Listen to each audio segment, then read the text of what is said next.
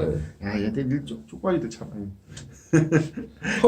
그러면 터키 아이스크림도 투르크 아이스크림 이렇게 바꿔야 되고 어쨌든 재밌네 이것도. 네. 앞으로 터키탕으로 쪽발이탕이라고 바꿔야 어쨌든 지금 번외기였고요. 그래서 이제 지금 그런 식의 어떤 게 강화될 거고, 그다음에 이제 전통적인 제조업체들이 좀 위기에 좀 맞고 있어요. 전통적인 제조업이. 네. 왜냐하면 전통적인 제조업은 어쩔 수 없이 사람이 출근해서 움직여야만 하거든요, 반드시. 근데 사람들이 거기 안 가려고 그래요. 그러면서 이제 얘기한 것처럼 기계화, 전동화, 자동화가 가속되고 있다. 그러면 또 반도체가 또 필요한 거고. 참, 그러니까 이게 반도체가 이래서 재밌는 거예요.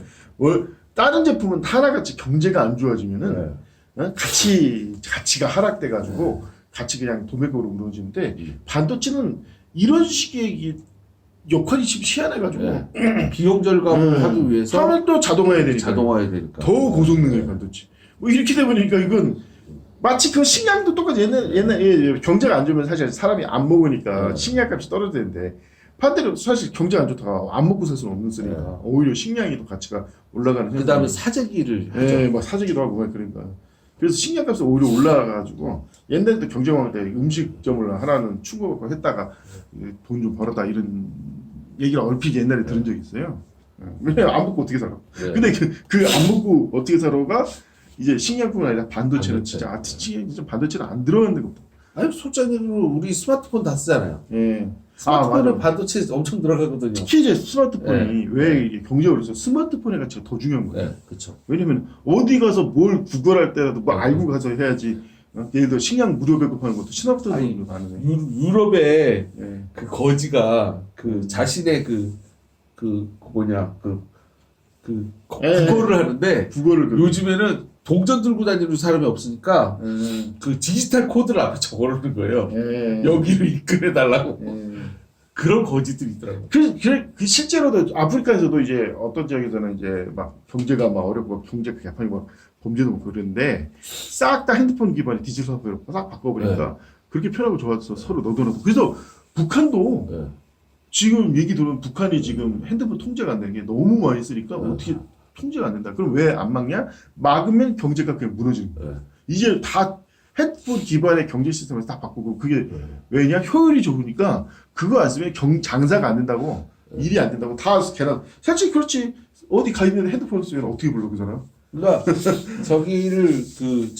뭐 짐바브웨는 아니고 그런 아프리카 나라인데 사람들이 스마트폰은 아니지만 핸드폰을 다 들고 다니는 거예요. 그래서 왜 그러냐 그랬더니 돈 거래를 직접 돈을 안 주고 문자 메시지로 다 한다는 거예요. 그래가지고 내가 입금을 어디로 하라는 문자 메시지 보내면 은행이 그 문자를 보고 돈을 넣어준대요. 그러면 그 돈이 들어가면 그쪽 은행에서 받았잖아요. 그러니까 받았다는 걸 또 문자로 보낸대요. 그러면 서로 문자를 주고 땅땅땅 받으면 거래가 된 거예요. 현금을 안 들고 이렇게 하더라고요. 원초적으로. 요즘 이게 저도 그러니까 꼭 스마트폰이 아니어도 옛날 폰이어도 SMS만 터지면 거래가 가능한 거예요. 그렇군요. 다른 게 아니라 제가 뭘 얘기냐면 요즘 북한 옛날 이산가족 상봉하고 그러지 않습니까? 전부 지금 화상 통한다는 얘기 했더라고요. 북한 이산가족이랑 시장 요즘 다 화상 통하고 있고 서로 그렇죠. 그래가지고 상상해서 요즘 시대가 이렇게 바뀌고 있구나 생각이 들기도 하고. 그래서 북한도 사실은 나름대로 자구책을 계속 강구하고 있는데 사실 개혁개방이라는 게 뭡니까? 희망을 줘야지 북한이 알아서 개혁개방할 텐데 이미 이번 우크라이나 전쟁을 통해서 북한도 좀 안 거야. 이 새끼들 아주 쓰레기다. 서구 외관 새끼들 쓰레기고 러시아는 특히 이제 러시아를 이제 먹으려고 했던 음모가 다 드러났기 때문에 러시아도 이제는 아예 그냥 독자적으로 나가겠다 선포를 한 마당에 북한도 더더욱 독자 노선으로 갈 가능성이 매우 높다.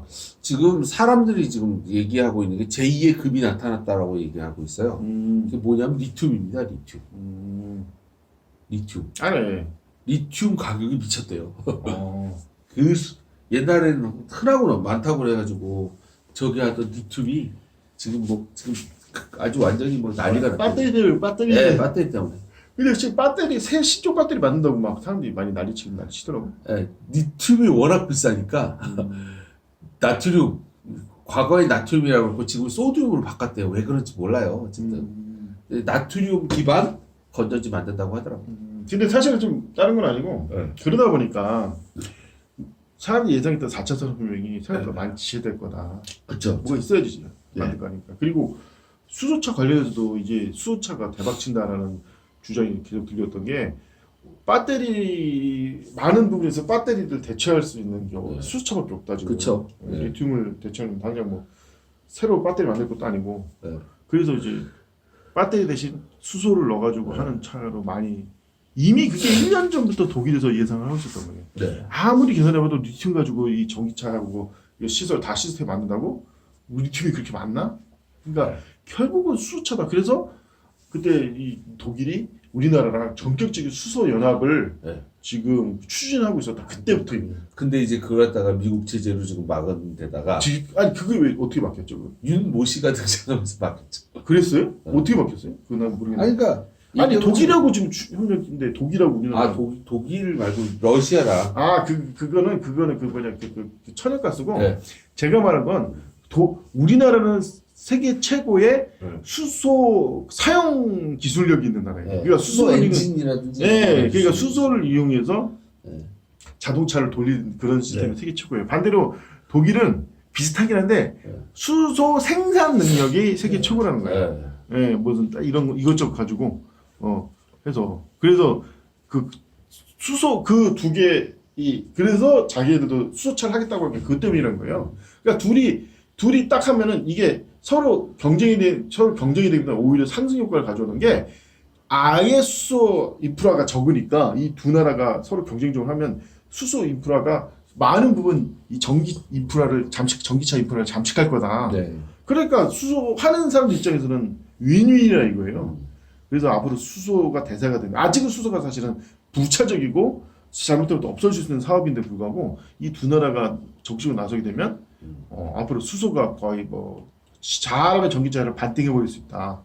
뭐 이런 식의 예상을 좀 하고 있습니다. 근데 그게 리튬 가격의 폭등이 네. 다시 그걸 또 이어지는 게 아닌가 하는 생각이 들어요. 그렇죠. 애초에 그 시작부터가 리튬이 정말 그렇게 리튬은 절대 죽었다 해도 앞으로 우리가 사용할 그 전기 인프라, 전기차는 뭐 이런저런 인프라에 다 감당을 못한다. 네. 최소한 기술적 그 돌파구를 마련할 때까지 그때까지는 뭐 할 거냐?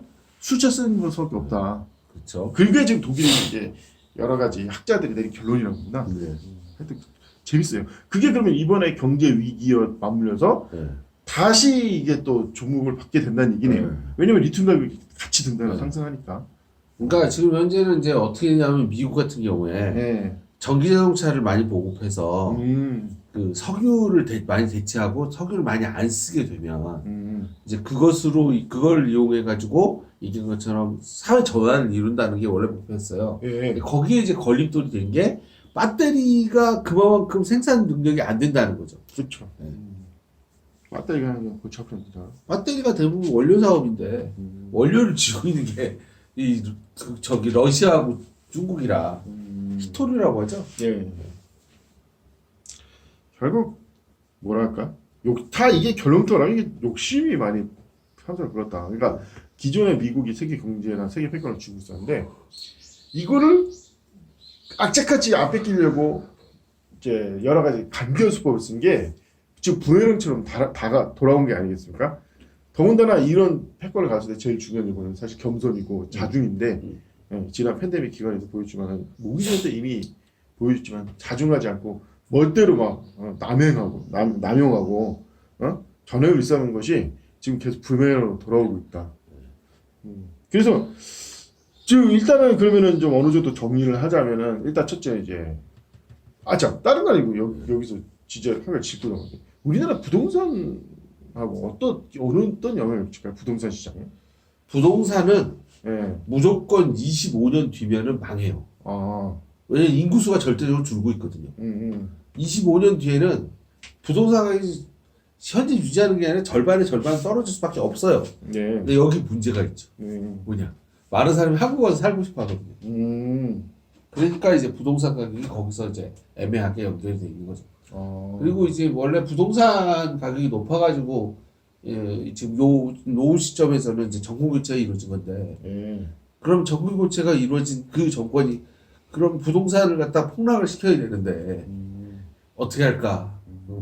아마 폭락을 못 시키지 않을까 싶기도 하고요. 예. 부동산은 그런 면이 있습니다. 그리고 부동산이라고 하는 게 또 돈을 찍어낸 여파 때문에 예. 어마어마하게 올랐어요. 그렇죠. 미국도 그렇고 전 세계도 그렇고 예. 돈을 찍어내면 그 돈이 어디로 가냐면 부동산으로 많이 가거든요. 그렇죠. 예. 근데 이제 그 돈 찍는 게 끝났단 말이죠. 그러면 이제 당연히 상승세는 멈춘다. 일단 우리나라 부동산 문제 경제가 굉장히 맞물려 있어가지고 부동산 폭락이나 이런 것이 경제에 타격을 많이 주기 때문에 사람들이 좀 걱정하는 면도 있는 것 같습니다. 네. 근데 어떻게 보면 사실 부동산이라는 게 오히려 경제에 있어서 별 영향가가 없는 건데 영향도 네. 별로고 영향가도 별론데 이게 사람들이 욕심이 자꾸 부동산 폭등을 부추기고 근데 어쩔 수 없는 게 의식주는 기본이잖아요. 그게 사실은 네. 의식주는 기본이 아닌데 성경적으로 네. 성경에 먹을 것과 입을 것 있으면 만족하고 네. 의식은 네. 이제 기본인데 주는 아닌데 이게 주가 세상 어떻게 보면 세상과 그 기독교인을 가르는 가장 핵심이 그 집에 미친놈은 세상 사람이고 그렇죠. 집에 대해서 가치를 별로 안 두는 건 그리스도인이고